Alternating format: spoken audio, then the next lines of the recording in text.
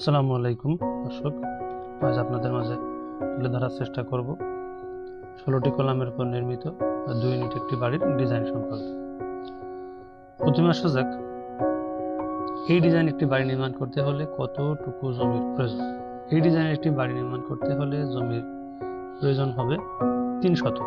3 শতক জমি হলেই এই ডিজাইনের একটি বাড়ি নির্মাণ করা সম্ভব।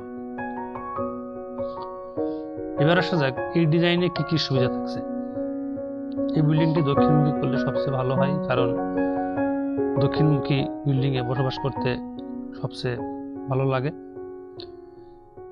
এটা সিঁড়ি, এখান দিয়ে ঘরের ভিতরে প্রবেশ করতে হবে। প্রবেশ করেই এখানে মোট এক ইউনিটে 2টি বেডরুম। এখানে একটা বেডরুম হবে, এখানে আরেকটি বেডরুম হবে, এবং এই যে পিছন সাইডটা, অর্থাৎ সিঁড়ি সাইডের পিছন সাইডটাই এখানে 2টি বাথরুম হবে, এবং এই পাশে একটি কিচেন। অর্থাৎ প্রতিটা ইউনিটে 2টি বেডরুম, 2টি বাথরুম এবং একটি কিচেন, এবং মাঝখানে যে জায়গাটা থাকবে সেই জায়গাটা ডাইনিং হিসেবে ব্যবহার করা যাবে।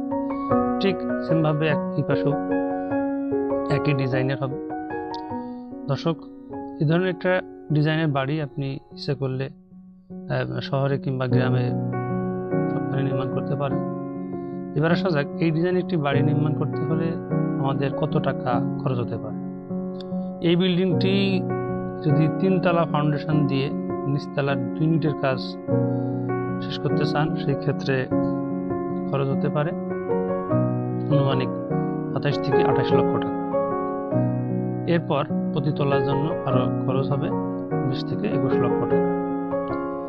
দর্শক, এই ডিজাইনের একটি বাড়ি যদি শহরে নির্মাণ করতে চান, তাহলে এখান থেকে একটা রুম মাইনাস করে, অর্থাৎ ইউনিটে একটা রুম কম করে এখানে একটি গ্যারেজ রুম করতে পারেন, যেখানে শুধু গাড়ি পার্কিং না, অন্যান্য কাজও ব্যবহার করা যাবে। দর্শক, আজ এ পর্যন্ত।